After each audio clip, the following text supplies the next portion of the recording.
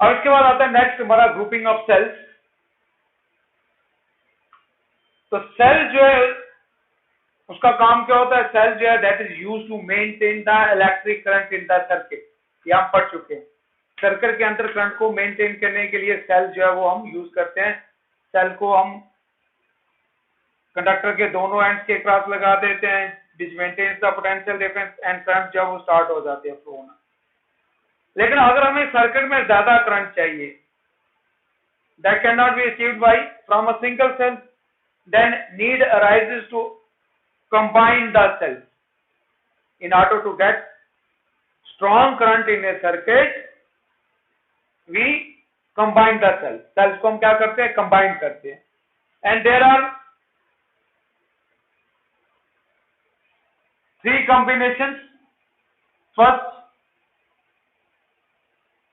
cells in series. Second, cells in parallel, and third, cells in mixed grouping. ठीक है, मैं इसको दोबारा रिपीट कर देता हूं जिन लोगों ने अभी ज्वाइन किया है। Cells, grouping of cells. तो सेल जो है that is use to maintain the electric current in a circuit. In order to get a strong current, need arises to combine the cells. Now there are 3 types of combinations: cells in series, cells in parallel, and cells in mixed grouping. तो सबसे पहले हम ले लेते हैं cells in series. Cells in series. अब cells series में कब होंगे? जैसे फॉर एग्जाम्पल मैं 2 सेल ले लेता हूं।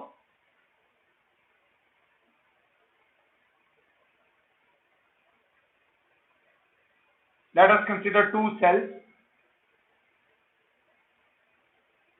एक का ईएमएफ E1, दूसरे का क्या होगा E2। इसकी इंटरनल रेजिस्टेंस R1 और इसकी क्या है R2। ये सपोज A पॉइंट, ये B पॉइंट और ये C point.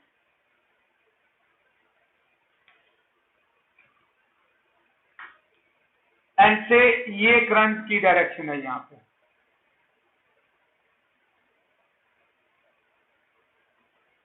This is the direction of current.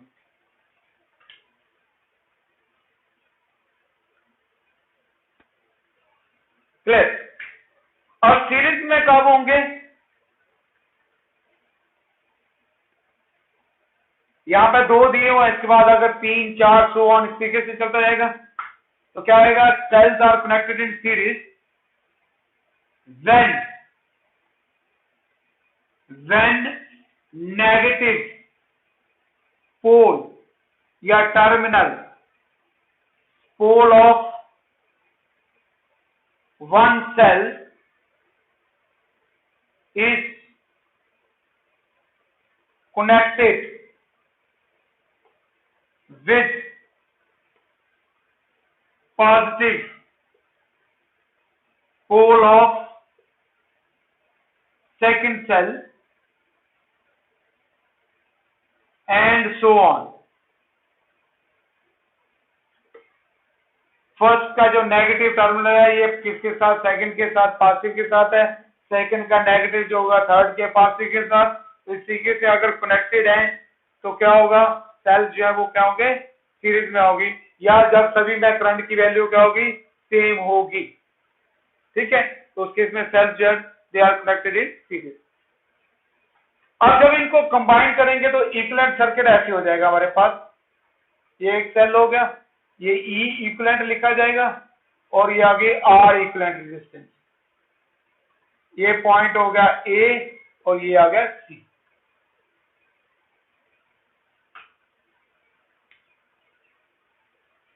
The cells are connected in series when one negative pole of one cell is connected with the positive pole of second cell.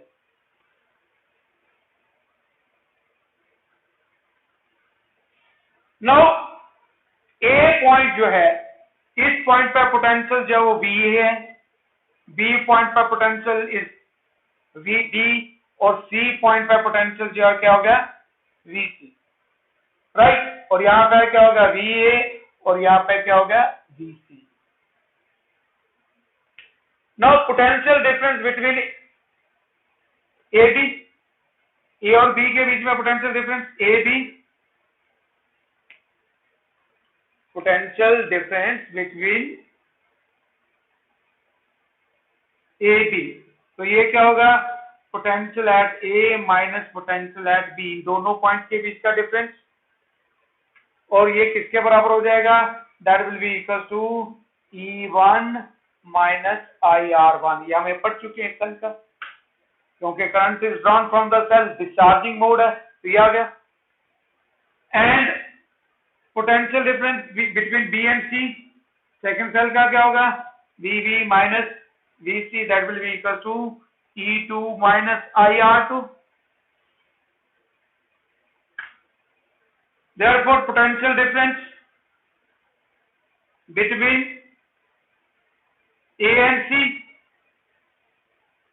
तो A और C का potential difference क्या हो गया AC, that is potential at A minus potential at C, means इन दोनों points के बीच का potential difference, तो ये आ जाएगा that will be equal to क्या हो जाएगा हमारे पास AB और BC, तो ये आ गया VA minus VB minus VB VC।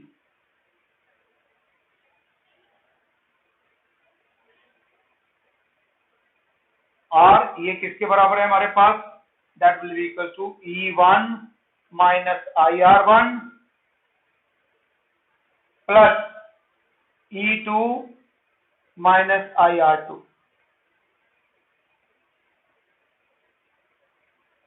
और E1 plus E2 minus I common R1 plus R2।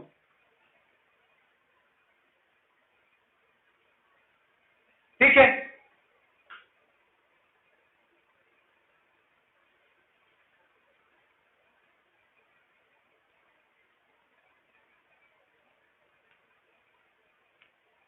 now this is equation first। अब अगर हम इसको क्या लें, रिप्लेस कर लें किसके, इक्विवेलेंट पोटेंशियल और इक्विवेलेंट रेजिस्टेंस के साथ, तो हमारा जो फॉर्मूला हो जाएगा potential difference between A and C किसके आ जाएगा E इक्विवेलेंट माइनस I,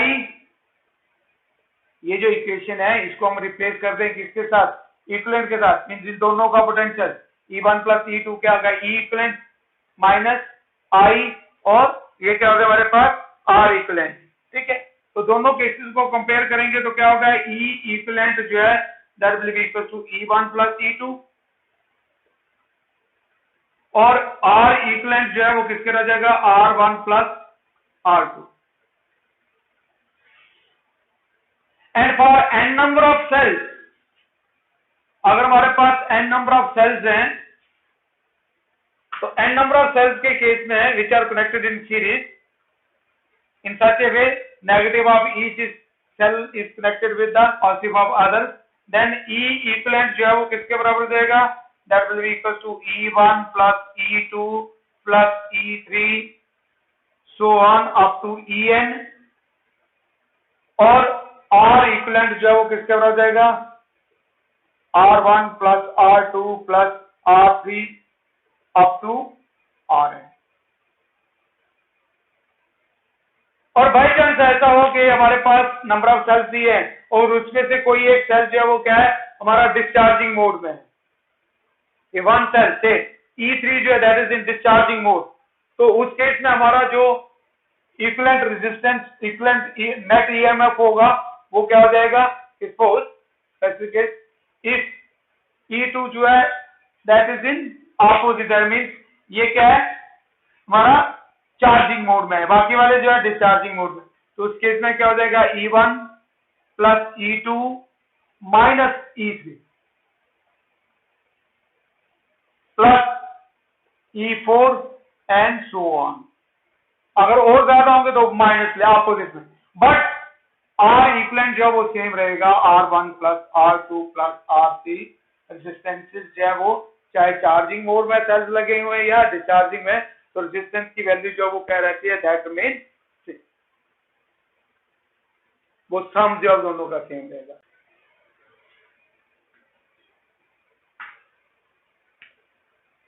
और सीरीज में कब होंगे, जब सेल्स हमने इस तरीके से कनेक्ट किए हुए हैं, या अगर सेल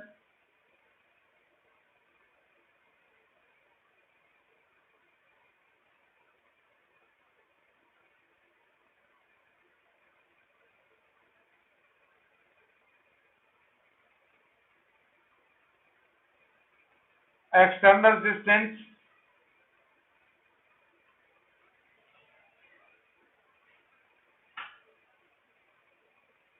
वन वे की ई आर आर आर, ये आ गया हमारे पास n cells in series.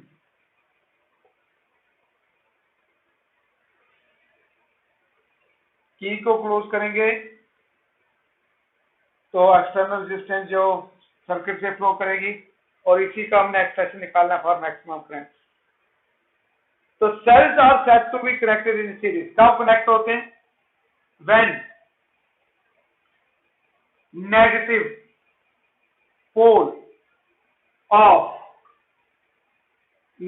Pole of one cell is connected with positive pole of other cell and so on। First का नेगेटिव सेकंड के पॉजिटिव के साथ, इसका पार्ट नेगेटिव दूसरे के, इस तरीके सो ऑन, ठीक है। तो उस केस में सेल्स क्या होंगे, सीरीज में होंगे, मीन सभी सेल्स से हम सेम करंट जो वो ड्रॉ करेंगे, same current I that flows through, और ये मैक्सिमम का एक्सप्रेशन हमने फाइंड करना है। और अगर हमारे पास डिफरेंट सेल्स होंगे तो क्या हो जाएगा, E1 plus E2 plus E3 and so on. यहां पर हमने आइडेंटिकल ली और एक्सप्रेशन फाइंड करने के लिए। तो सीरीज में कब होंगे, जब हर एक सेल का नेगेटिव जो है दूसरे सेल के पॉजिटिव के साथ होगा, उसके इसमें सेल जो है वो सीरीज में होंगे। Now let us consider n number of identical sales, each of EMF E, internal resistance R, small r, connected with external resistance R। Now you have to find the expression for maximum current। तब current होती है total EMF divide by total resistance. तो first find total EMF, total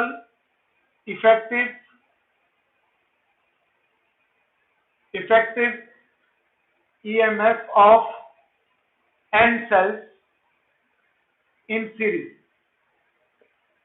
So that will be equals to E plus E plus E, E plus E, so on up to E, that will be equals to NE। और अगर identical नहीं है तो उस case में क्या हो जाएगा, E1 plus E2 plus E3 plus E4 so on। Then total resistance, the total internal resistance of n cells in series। तो सीरीज में क्या हो जाएगी, R plus R so on up to R, that is NR। Now total resistance of circuit, external plus internal, क्योंकि इसके साथ series. Now this is the total resistance of the circuit। Clear. तो total EMF भी आ गया, total resistance भी आ गई। Therefore maximum current maximum current, I maximum current drawn by the external resistance किसके होगी? Total EMF divide by total resistance. I maximum is equals to total EMF क्या हो गया? NE divide by total resistance क्या होगी हमारे पास? External plus internal. Now this is the expression for maximum current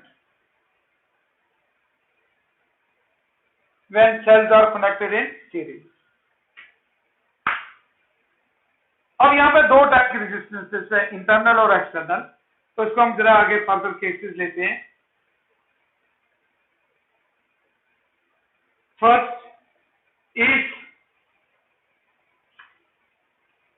NR is greater then capital R, कि जब internal resistance की वैल्यू एक्सटर्नल से ज्यादा है, सर्किट में जितने भी सेल्स हैं उनकी इंटरनल रेजिस्टेंस एक्सटर्नल से ज्यादा है, तो उस केस में क्या होगा? R नेग्लेक्टेड,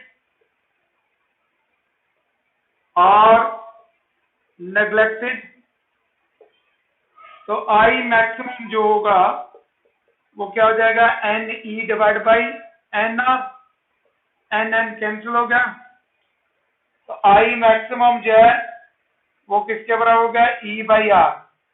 तो हमें जो करंट मिलेगी वो एक सेल जितनी मिलेगी, तो फिर सीरीज में लगाने का कोई फायदा नहीं हुआ है, क्योंकि एक सेल भी इतनी करंट दे रहा था और नंबर ऑफ सेल्स जो है वो भी उतनी करंट दे रहे हैं. अब नेक्स्ट देखते हैं second case. If R is greater then NR, means external resistance जो है वो इंटरनल रेजिस्टेंस से ज्यादा सेल की, तो क्या होगा? NR neglected. इसको नेग्लेक्ट कर देंगे. जब इसको नेग्लेक्ट करेंगे तो हमारे पास I मैक्सिमम जो है ये किसके बराबर हो जाएगा? NE divide by R. NE divide by R. तो हमें जो करंट मिलेगी वो किसके बराबर होगी? N times due to the single cell, N times due to the single cell. तो अब यहाँ पे हमें एक कंडीशन याद रखनी पड़ेगी कि सीरीज में तभी हम लगाएंगे मैक्सिमम करंट के लिए जब एक्सटर्नल की वैल्यू इंटरनल से ज्यादा होगी. अगर इंटरनल की वैल्यू एक्सटर्नल से ज्यादा है तो फिर हमें सिंगल सेल जितनी ही करंट मिलेगी.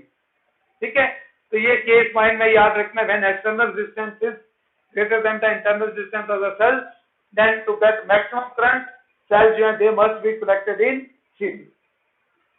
क्लियर हो गया? अगर हमारे पास एक सेल जो है वो 2 एम्पेयर करंट देता है तो 10 सेल्स है तो 10 एम्पेयर करंट हो जाएगी सीरीज में लगाने के बाद. तो ये था हमारे पास आइडेंटिकल सेल्स दिए हुए थे. अब कुछ इंपॉर्टेंट पॉइंट्स है जिनको आप लोगों ने नोट कर लेना है कि अगर हमारे पास डिफरेंट सेल्स हैं, डिफरेंट सेल्स है, जैसे ये आ गया, ये नोट कर लेना आपने. Note E1, E2, En, R1, R2, Rn. Then in that case, I maximum क्या हो जाएगी? Total EMF E1 plus E2 plus so on up to En divided by total resistance external plus internal. Right, तो इस case में ये हो जाएगा. अब बाई चांस ऐसा हो कि सर्किट में कुछ सेल जो है वो क्या है? डिस्चार्जिंग मोड में, चार्जिंग में. कुछ some cells are in charging mode and some cells are in discharging mode. कुछ चार्जिंग में, मैक्सिमम ये तो सारे डिस्चार्जिंग में जो सर्किट है हमारा, लेकिन इनमें से कोई एक सेल है, सपोज E2 जो है वो क्या हो गया? That is in charging mode. तो चार्जिंग मोड में होगा तो ये ऐसे हो जाएगा. राइट। ये अब टर्मिनल इसका नेगेटिव हो गया, ये पॉजिटिव हो गया। तो जब ऐसी सिचुएशन होगी तब आई मैक्सिमम जो वो किसके बराबर हो जाएगा, E1 minus E2 plus E3 so on up to En divide by resistance R1 plus R2 plus R3 plus Rn। Resistance जो है वो सेम रहेगी, टोटल रेजिस्टेंस जो है that should remain same. Resistance जो है वो क्या होती है, वो नेगेटिव में नहीं आती, डायरेक्शन से नहीं होती रेजिस्टेंस, ठीक है। लेकिन ये एक सभी डिस्चार्जिंग में थे, एक चार्जिंग में होगा, तो उसके इसमें इसको माइनस है। अगर और सेल्स भी है जैसे E4 है तो माइनस E4 भी आ जाएगा। तो ये था हमारे पास ग्रुपिंग ऑफ सेल्स। तो सेल्स को हम सीरीज में कब कनेक्ट करते हैं, जब एक्सटर्नल रेजिस्टेंस जो है सर्किट की इंटरनल से ज्यादा होगी।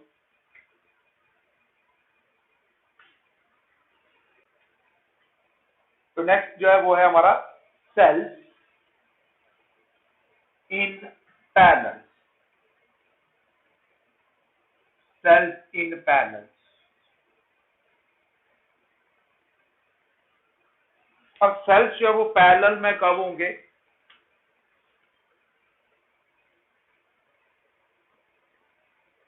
हम आइडेंटिकल सेल्स ले लेते हैं। हर एक का ईएमएफ E है और इंटरनल रेजिस्टेंस R।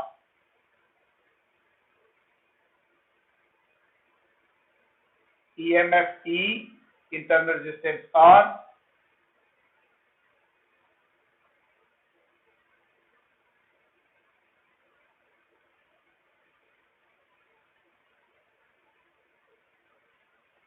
राइट। अब ये जो सेल्स है पैरेलल में कैसे कनेक्ट करेंगे, जब सभी सेल्स जो है इनका पॉजिटिव टर्मिनल या पॉजिटिव पोल जो है वो एक एंड के साथ, एक कॉमन एंड के साथ कनेक्ट कर देंगे, और सभी का जो नेगेटिव है उसको हम कॉमन पॉइंट बी के साथ कनेक्ट कर देंगे, राइट। और जो सर्किट है यहां पे हमें करंट चाहिए जिसकी रेजिस्टेंस किसके बराबर है, आर के बराबर, that is connected between A and B, उसको ए और बी के बीच में हम कनेक्ट कर देंगे, राइट। और जब की को क्लोज करेंगे तो करंट जो है वो फ्लो करेगी, और करंट का एक्सप्रेशन जब हमने फाइंड करना है। अब यहां पे जो है हम एम नंबर को एम से डिनोट करेंगे, किससे, एम से। तो यहां पर लिखेंगे हम M cells in parallel. M cells in parallel, right?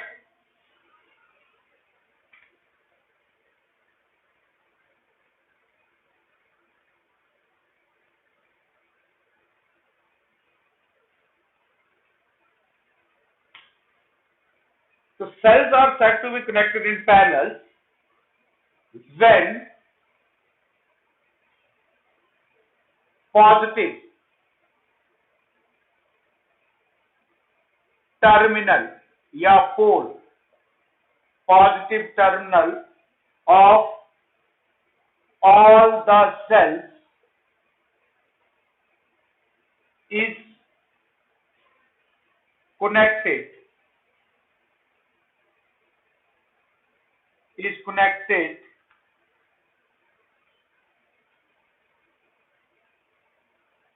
is connected at one common end A and negative terminal of all the cells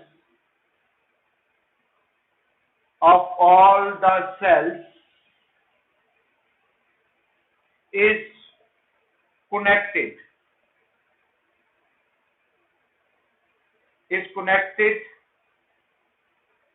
at another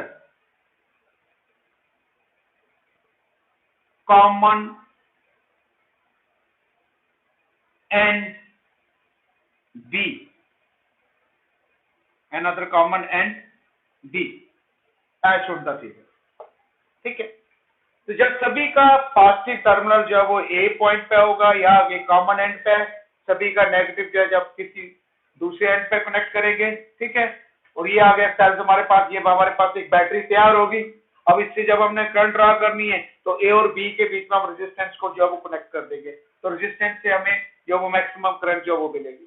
ठीक है, तो इस टाइप का जो कॉम्बिनेशन को नाम देते हैं cells in parallel.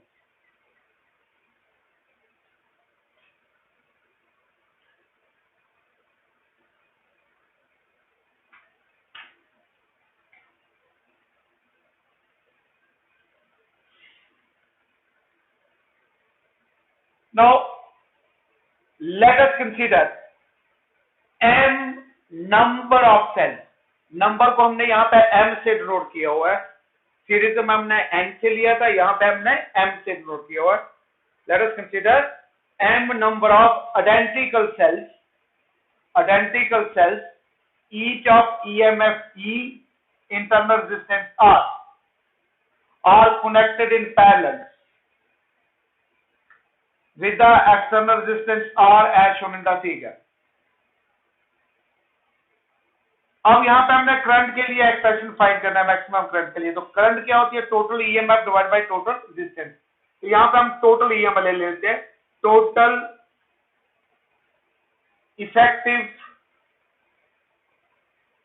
Effective EMF of M cells in parallel, that will be equals to E. अब ये आप लोगों को याद होगा, मैंने जब आपको EMF के बारे में बताया था, तो EMF क्या होता है? That is the characteristic property which would depend upon the nature of the electrodes and electrolyte. It is independent of the size of the electrode and quantity of electrolyte. तो ये सभी सेल्स आइडेंटिकल है, तो identical sales है तो उससे क्या होगा? सिर्फ इलेक्ट्रोड का साइज बढ़ रहा है। देखो ऐसे ये आ गया हमारे पास, ये दो प्लेट्स है, मैं इनको सेल की शेप देता हूं।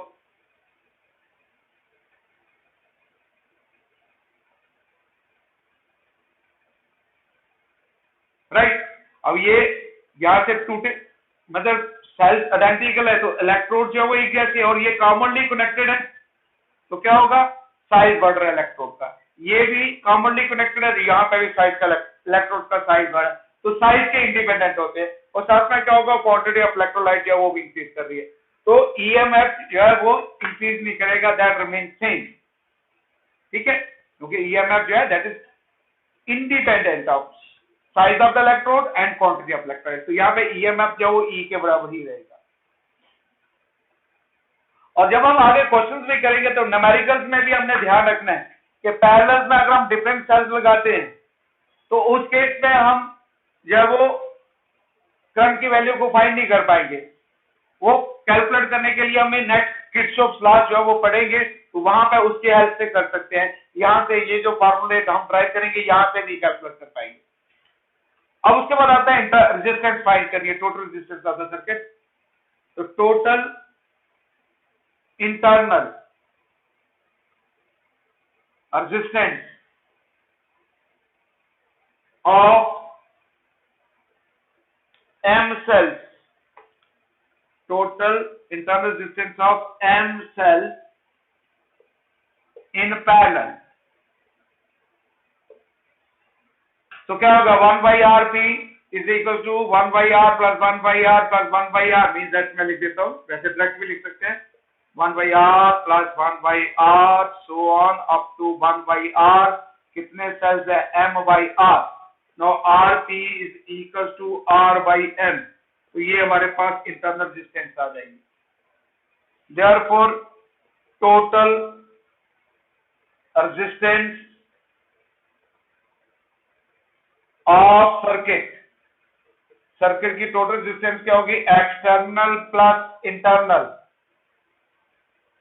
राइट। तो ये आ गया टोटल ईएमएफ और ये आ गई total resistance.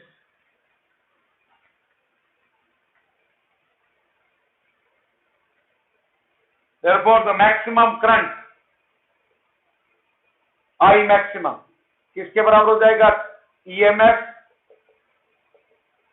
Divide by total resistance. Now I maximum is equals to EMF is E and total resistance क्या होगी, R plus R by N।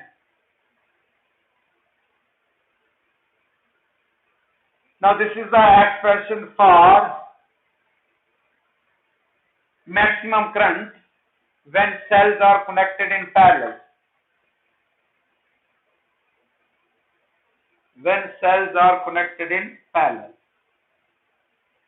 Or it is also written as I maximum is equals to ME divided by MR plus R.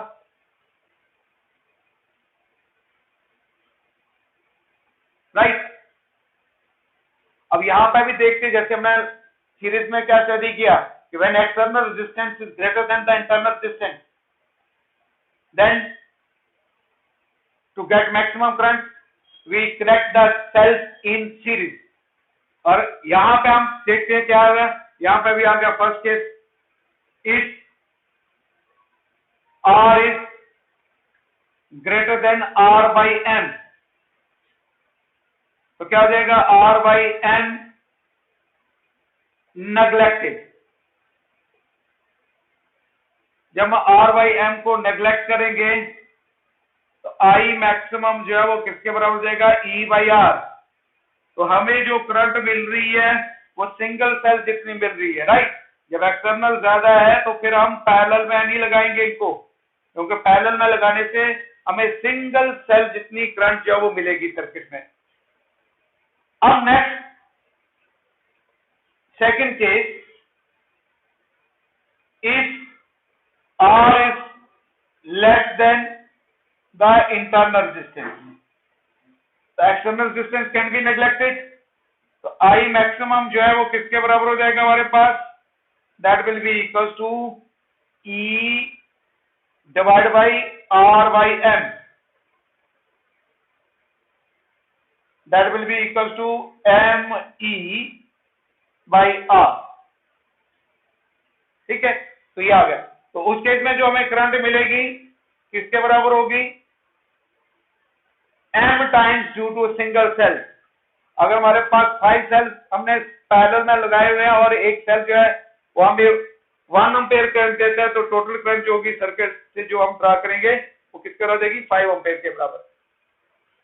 तो ये दो conditions होगी। अगर sales जो है वो सीरीज में है तो उस केस में एक्सटर्नल रेजिस्टेंस ज्यादा होनी चाहिए, और अगर सेल्स को हमने पैरेलल में कनेक्ट किया हुआ है तो उस केस में एक्सटर्नल रेजिस्टेंस की वैल्यू कम होनी चाहिए, तभी हमें मैक्सिमम करंट मिले। ठीक है, अब इसमें एक इंपॉर्टेंट पॉइंट है, इसको नोट कर लेना। जब हम सेल्स को लॉन्ग टाइम के लिए यूज करते हैं तो क्या होता है, उसकी रेजिस्टेंस जो वो डिक्रीज करती है। ठीक है, रेजिस्टेंस डिक्रीज करती है। तो अब इसमें बड़ा एक कंसेप्चुअल क्वेश्चन पूछा जाता है, new cells and old cells. New cells जो होते हैं उनकी रेजिस्टेंस जो है वो लो होती है, और जो ओल्ड सेल होते हैं उनकी रेजिस्टेंस जो है वो हाई होती है। ठीक है, मैं दोबारा रिपीट कर रहा हूं, जब हम सेल को यूज करते हैं तो उसकी रेजिस्टेंस जो है वो क्या होती है, टाइम के साथ जब लॉन्ग टाइम के लिए हम उसको यूज करेंगे तो उसकी जो रेजिस्टेंस होगी वो इंक्रीज करेगी, राइट। रेजिस्टेंस क्या करेगी, इंक्रीज करेगी। मैं स्लिप ऑफ टंग से मैं पहले गलती से बोल दिया था, तो इंक्रीज करेगी। तो रेजिस्टेंस इंक्रीज करने, तो हमें क्वेश्चन पूछा जाता है कि हमारे पास न्यू सेल्स हैं और ओल्ड सेल्स हैं, मैक्सिमम करंट के लिए हम उनको कैसे कनेक्ट करेंगे। तो न्यू सेल्स जो हैं उनकी इंटरनल रेजिस्टेंस कम होती है, तो मैक्सिमम करंट के लिए उनको सीरीज में लगाया जाता है, और वही सेल जब हम पुराने होना शुरू हो जाते हैं तो फिर हम क्या करते हैं, उनको पैरेलल में कनेक्ट करके जो है वो मैक्सिमम करंट जो है वो ड्रा कर सकते हैं। तो ये इंपॉर्टेंट पॉइंट है, इसको नोट कर लेना।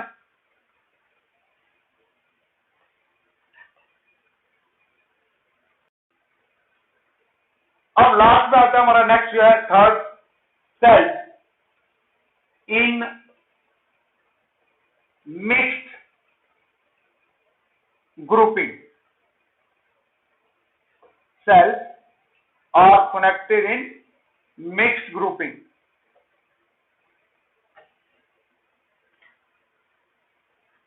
अब मिक्स्ड ग्रुपिंग में क्या होगा, हम नंबर ऑफ आइडेंटिकल सेल्स ले लेते हैं, पहले कनेक्ट कर देते हैं और फिर इसको लिखते हैं क्या है।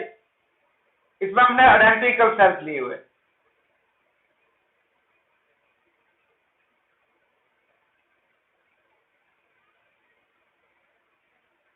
और हर एक रो के अंदर सेल्स का जो नंबर होगा वो सेम होगा।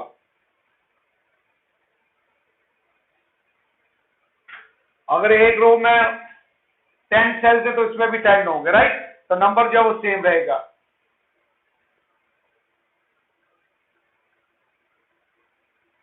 ये आगे हमारे पास nth रो,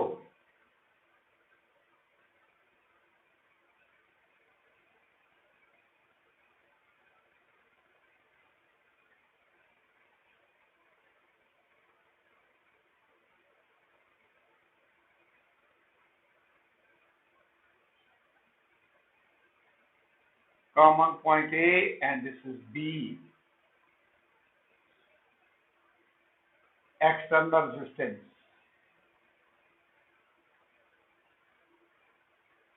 1 वे की, क्लोज करेंगे, करंट जब वो फ्लो करेगी और इसी का एक्सप्रेशन जब हमने फाइंड करना, राइट। अब यहां पे हमारे पास हर एक सेल का ईएमएफ क्या है, ई,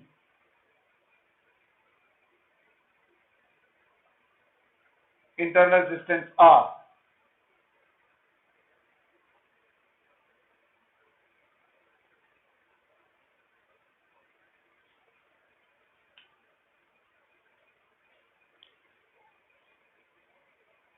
n cells in each row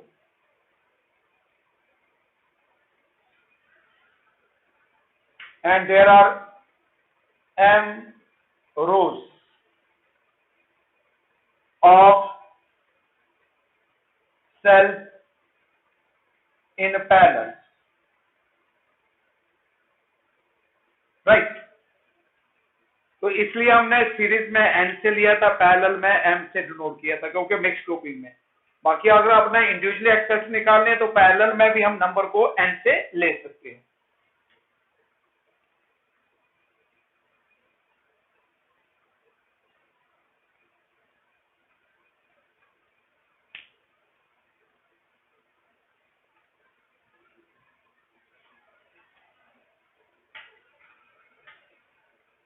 अब इसमें क्या आएगा हमारे पास, cells are connected in mixed grouping when a certain number of identical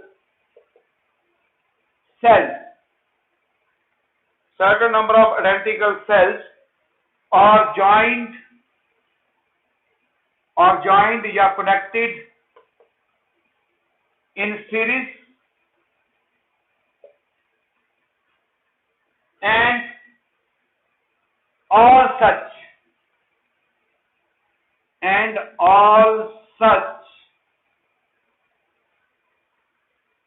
rows are then connected in parallel.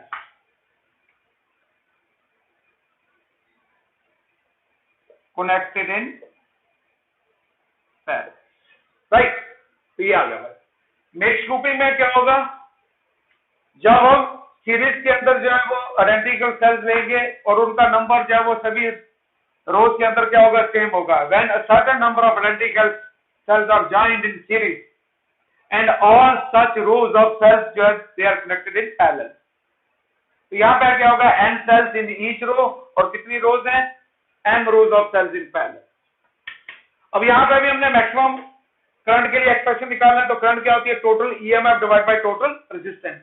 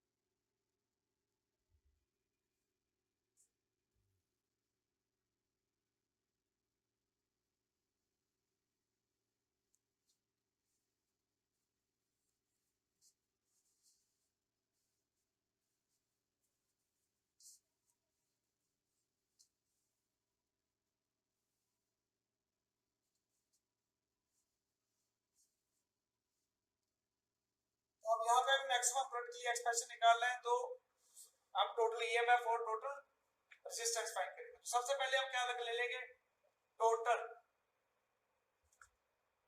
EMF of n cells in each row, that will be equal to किसके बराबर हो जाएगा, n E, E plus E plus E is equals to N, ठीक है। Now total EMF of N rows of cells in parallels, so that will be equals to NE, क्योंकि parallel में EMF जो वो चेंज नहीं होगा, वही रहेगा, तो N किसके होगा, NE के बराबर।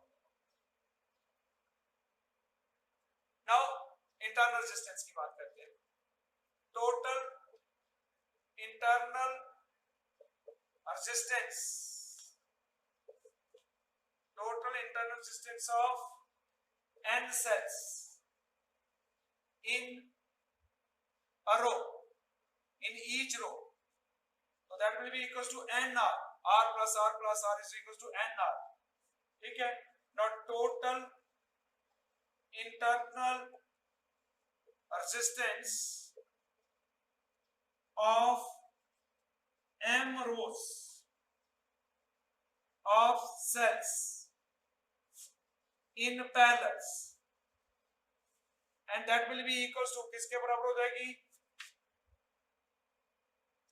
क्या होगी, ये होगी 1 by RP, 1 by RP किसके बराबर हो गया, M divided by NR, तो आरपी चाहिए तो क्या हो जाएगा, n R by m, direct लिख सकते हैं हम, क्योंकि अब ये इसको सीरीज और पैरेलल में ले सकते हैं, तो ये आ गया हमारे पास। Therefore total resistance of circuit, that will be equal to external plus internal, ठीक है।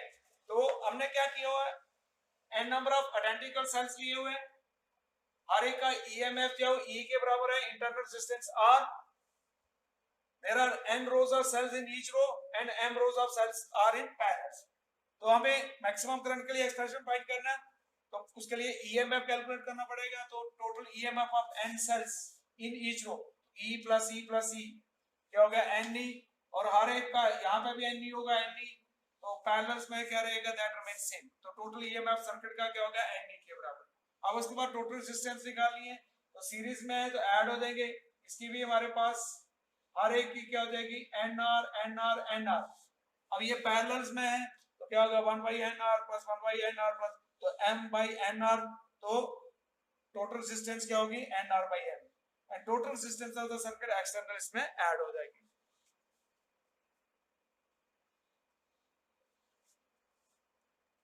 Therefore, maximum current in the circuit, that is total EMF NE divided by total resistance R plus N R by N और I maximum is equal to m n e divided by m r plus n r. तो this is the expression.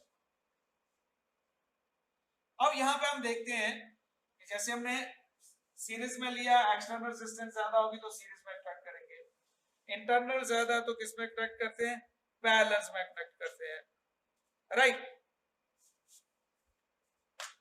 लेकिन यहां पे क्या होगा, तो obviously यहां से क्लियरली क्या शो कर रहा है कि आई जो है, I will be maximum when mr plus nr is minimum. जब इसकी वैल्यू क्या होगी, मिनिमम. Minimum means zero. तो जरा इसको चेक करते हैं, M R plus N R is equal to किसके बराबर हो जाएगा, ये M R plus N R is equal to under root M R minus under root N R small R का whole square plus 2 under root M N small R capital R. ये formula आप लोगों ने math में होगा, a plus B किसके बराबर होता है, under root A minus root B का whole square plus 2 root A B. तो ये फार्मूला हमने यूज किया, ठीक है. इसको आप स्क्वायर करके तो दोबारा यही आएगा a प्लस बी. तो ये आ गया हमारे पास.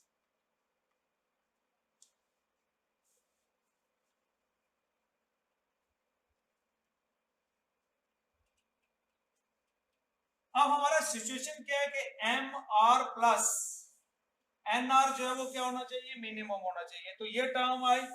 अब इसके अंदर अगर इस टर्म को देखें हम, under root M R minus n R का स्क्वायर, तो स्क्वायर टर्म जो है वो कभी भी नेगेटिव नहीं आती. स्क्वायर टर्म जो है वो हमेशा क्या होता है, नेगेटिव का स्क्वायर भी पॉजिटिव होगा, पॉजिटिव का स्क्वायर भी पॉजिटिव होगा. तो ये क्या होगा, पॉजिटिव होगा. तो इसकी वैल्यू क्या हो रही है, पॉजिटिव. तो ये हम, और दूसरा ये जो हमारे पास under root two root M N R capital R, ठीक है. तो ये this can not be zero, इसकी वैल्यू जो है वो जीरो नहीं हो सकती.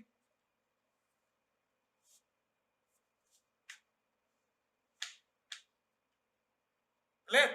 दोबारा इसको ध्यान से समझिएगा. ये जो है this can not be zero, क्योंकि टू नंबर है, एम क्या होगा, रोज का नंबर पैरेलल्स में जो है, और एन क्या होगा, number of cells in each row, R is the resistance, external resistance. तो this can not be zero. तो फिर ये टर्म है हमारे पास, ठीक है. देयरफॉर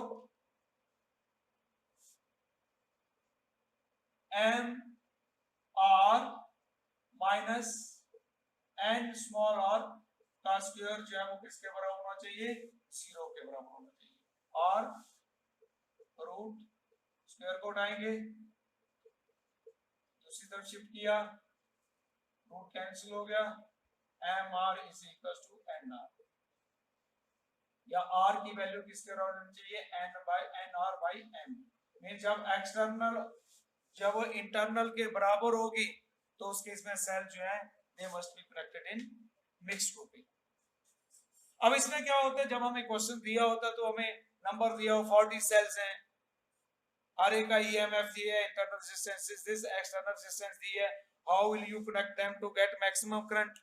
तो एक तो तरीका होता है कि हम तीनों केसेस लेंगे, सीरीज, पैरेलल और फिर मिक्स्ड ग्रुपिंग. तो जब मिक्स्ड ग्रुपिंग में आपको क्या लेना है तो उस केस में एम और एन की वैल्यू लगानी हमें कैलकुलेट करनी पड़ती है. तो हम निकाल सकते हैं, क्योंकि एक्सटर्नल रेजिस्टेंस दी होती है इंटरनल, तो वहां से एम और एन फाइंड कर लेते हैं और फिर आप चेक कर सकते हो जिस केस में वैल्यू जो है वो करंट की ज्यादा होगी वही लगाएंगे.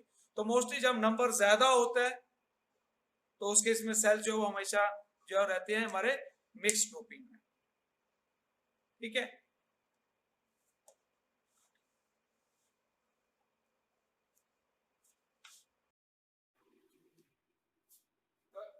राइट ऑन एनसीईआरटी क्वेश्चन है ये एक्सरसाइज का. ए part, three cells of EMF 2.0 volt, 1.8 volt and 1.5 volt. 2.0 volt, 1.8 volt and 1.5 volt are connected in series.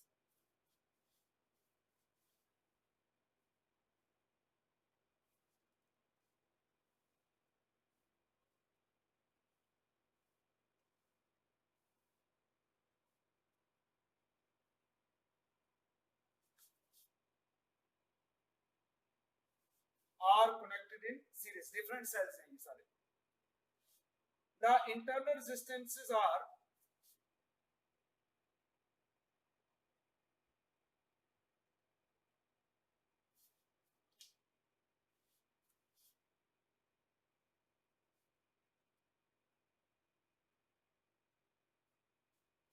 internal resistances are 0.05 ohms, 0.7 ohms and 1 ohms respectively. If the battery is connected, क्योंकि सभी को मिला के एक battery बनेगी. If the battery is connected to an external resistance 4 ohms via a very low resistance ammeter, what would be the reading in the ammeter? What would be the reading in the ammeter? Means current की value find करनी है. Ammeter वैसे भी low resistance device होता है क्योंकि current को major करना होता है. बस सीरीज में कनेक्ट किए हुए डिफरेंट सेल्स हैं, तो इसमें क्या हो जाएगा हमारे पास total EMF divide by total resistance. तो टोटल ईएमएफ हो गया E1 plus E2 plus E3 divided by total resistance external plus internal R1 plus R2 plus R3. Now put the values and calculate. So 2.0 plus 1.8 plus 1.5 divided by total resistance 4 ohms, 0.05 plus 0.7 plus 1.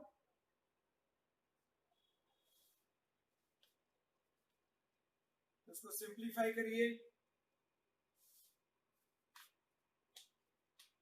और calculate करने के बाद जो भी answer है मेरे पास 0.92 amperes, ये check कर लेना. ये आंसर इसका. तो ये आ गया फर्स्ट पार्ट. और सेकंड पार्ट पूछा हुआ इसी के साथ.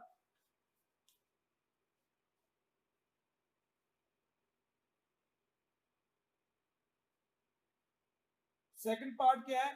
If the three cells above are were joined in parallels.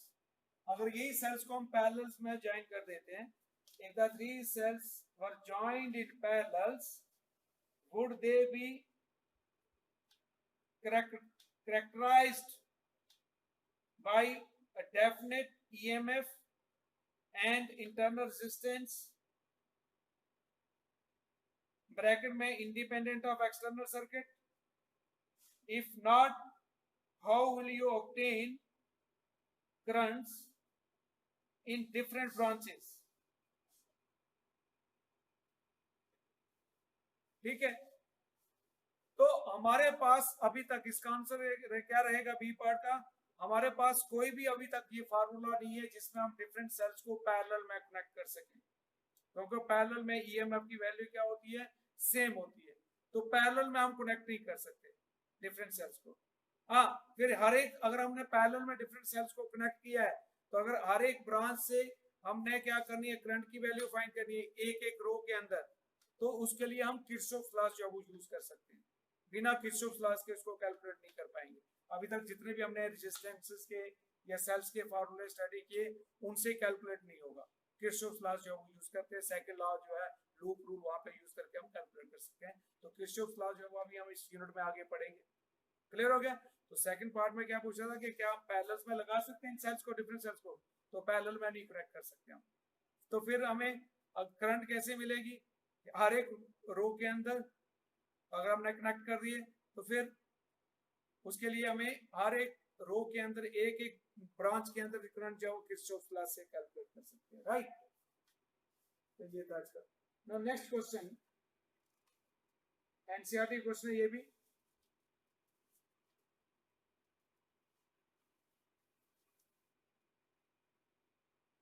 A network of resistances. Question is, a network of resistances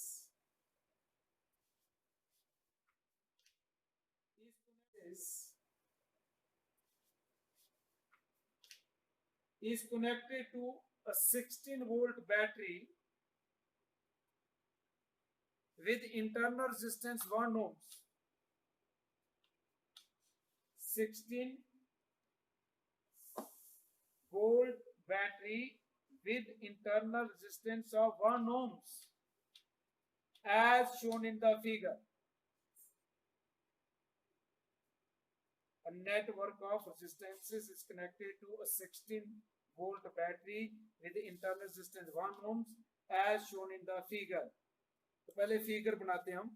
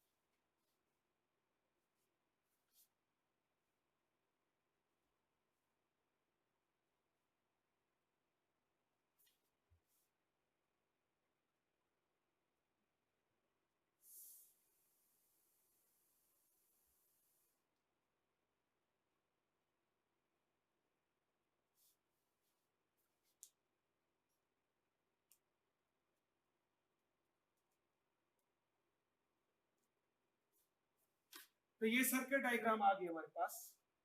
अब इसमें 3 पार्ट है हमारे पास। फर्स्ट क्या हो गया? Compute the equivalent resistance of the network. हमें नेटवर्क की इक्विवेलेंट रेजिस्टेंस फाइंड करनी है। First part, equivalent resistance, compute equivalent resistance of the network. Second part, obtain the current in each resistor. Means हमें I1, I2, I3 और I4 जो calculate करना है, हर एक के अंदर करंट की वैल्यू फाइंड करनी है। एंड थर्ड पार्ट क्या? Obtain the voltage drop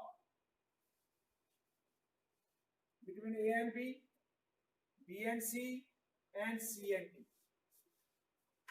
voltage drop AB, VC, VCD, ये हमने फाइंड करना है। तो कोई प्रॉब्लम नहीं है, बड़ा इजी है।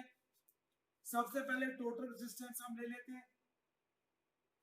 तो total resistance of the circuit A part, total resistance, ये एक्सटर्नल रेजिस्टेंस की बात हो रही है, इंटरनल इसमें इंक्लूड कर रहे हैं। Total resistance, total external resistance, इसको लिख सकते हैं एक्सटर्नल रेजिस्टेंस। क्या हो गया, ये दोनों जो है वो क्या है, पैरेलल में है, तो 4 into 4 divide by 4 plus 4, plus ये सीरीज में 1, प्लस ये फिर पैरेलल में, तो 12 इंटू 6 डिवाइड बाई 12 प्लस 6, तो सिंप्लीफाई करिए 16 बाई 8 प्लस 1, ये आ गया हमारे पास 12, 6 72 डिवाइड बाई 80, तो ये आ गया 2 प्लस 1 प्लस 4, तो दैट इज 7 ohms। तो ये फर्स्ट पार्ट का आंसर हो गया। अब जब बुक में देखोगे तो वहां पर उन्होंने सेपरेट है, तो डायरेक्ट ले सकते हैं, ये आगे पहले पार्ट। अब उसके बाद आपको क्या पूछा हुआ है, you have to find the current through each. तो करंट से पहले हम क्या करते हैं, पोटेंशियल को निकाल लेंगे, तो इससे ज्यादा इजी हो जाएगा। ठीक है, मैं पहले सी पार्ट लेता हूं, फिर वी लेंगे। आप वी भी ले सकते हैं, लेकिन उससे इजी हो जाएगा हमारे लिए। तो पहले हम देखते हैं, तो करंट फाइंड करनी है। तो करंट क्या होती है, करंट होती है टोटल ईएमएफ सर्किट में डिवाइड बाय टोटल रेजिस्टेंस।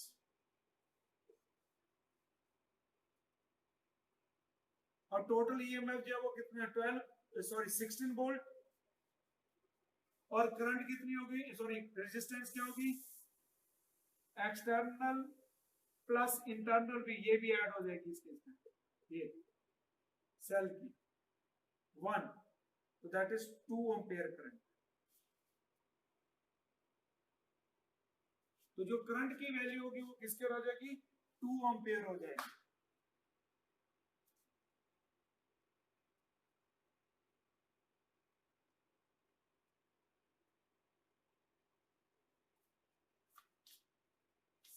अब हमने पोटेंशियल डिफरेंस फाइंड कर लेना, ठीक है। तो बी पार्ट जो है, पोटेंशियल डिफरेंस कौन सा, ए बी, ए और बी के बीच में पोटेंशियल डिफरेंस क्या होगा। तो according to Ohm's law potential किसके रहता है, V is equal to I R, I R. तो करंट जो है यहां पे क्या होगी, दैट इज 2 एम्पियर, या डिवाइड हो रही है लेकिन है कितनी है, यहां से टोटल करंट जो है इस नेटवर्क से कितनी फ्लो कर रही है, 2 एम्पियर, ठीक है। आर होगी इक्विवेलेंट रेजिस्टेंस। तो यहाँ पे ये दोनों को जब हम पैरेलल में तो लेंगे, तो इनकी जो इक्विवेलेंट रेजिस्टेंस है वो किसके बराबर है, दैट इज 2। तो क्या हो जाएगा ये आई आर फॉर्मूला, तो I is the total current and R जो है that is the resistance of this, ठीक है। जो भी आर डैश ले लेते हैं, आई कितना हो गया, ये मैं इसको लिख सकता हूँ आई डैश, इसकी नेट रेजिस्टेंस है वो किसके बराबर है, आर डैश के बराबर, ये लोग। तो 2 इंटू आर कितना हो गया यहाँ पे, 4 इंटू 4, 16 डिवाइड बाई 4 प्लस 4 2। तो यहाँ पे जो पोटेंशियल होगा वो हो जाएगा 4 वोल्ट। उसके बाद पोटेंशियल VC, ये यहाँ पे तो करंट ऑलरेडी सर्किट में दिख रही है आई। अच्छा यहाँ पे आर कितना है, 1 ohms। यहाँ पे भी हम लिख सकते थे इसको, आर डैश की जगह सीधा लिख सकते हैं इंटू 2 ohms। तो करंट कितनी है, 2 इंटू 1, तो ये आ गया 2 volt. And then comes CB। तो CB में हमारे पास करंट तो यहाँ पे भी डिवाइड हो, लेकिन है तो करंट ये A से B के बीच में करंट की वैल्यू आई रहेगी। तो यहाँ पे जो करंट होगी वो भी आई होगी, ये I4 और I3 जो है वो अकॉर्डिंग टू द रेजिस्टेंस जो है वो चेंज हो जाएगी, लेकिन टोटल यहाँ पे इस कॉम्बिनेशन से भी क्या होगी, आई के बराबर होगी। और इसकी रेजिस्टेंस जो है इक्विवेलेंट कितनी है, 12 इंटू 6 72 डिवाइड बाय टेस्ट 18 तो 4 ohms, तो 2 करंट की वैल्यू है 4, तो दैट इज 8 वोल्ट। तो ये हमने पोटेंशियल जो वो फाइंड कर लिया, ठीक है, ये बी पार्ट का आंसर था। अब हमें करंट फाइंड करनी है हर एक के अंदर, you have to find current in each, current in each, ये बी करंट इन ईच, तो करंट इन ईच क्या हो जाएगी, I1 is equals to I2, okay, क्यों I1 इक्वल टू I2 है, क्योंकि 4 ohms दोनों रेजिस्टेंसेस बराबर हैं, तो यहाँ पे जो 1 एम्पीयर करंट है 2 एम्पीयर करंट है वो दोनों में डिवाइड हो जाएगी, तो I1 is equal to I2 is equal to 1 ampere, क्योंकि टोटल करंट कितनी है 2 एम्पीयर, तो ये डिवाइड हो जाएगी।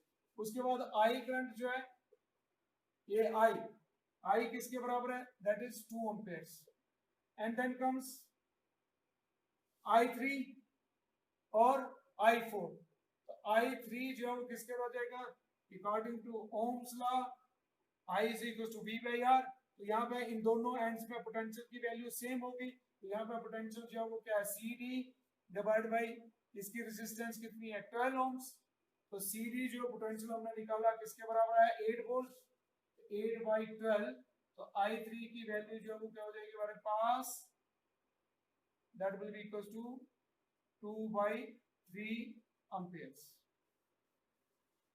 अब 6 में 6 ओम रेजिस्टेंस में तो I4, यहाँ पे भी पोटेंशियल की वैल्यू क्या होगी, सेम होगी, BCD डिवाइड बाय रेजिस्टेंस किसके बराबर है 6, तो ये आ गया हमारे पास 8 डिवाइड बाय 6, तो दैट इज 4 by 3 amperes। तो करंट को भी पहले निकाला जा सकता है, लेकिन ज्यादा बेटर रहेगा पोटेंशियल को अगर हम कैलकुलेट कर लेंगे तो उसमें फिर इजी हो जाएगा हमें करंट निकालना, ठीक है।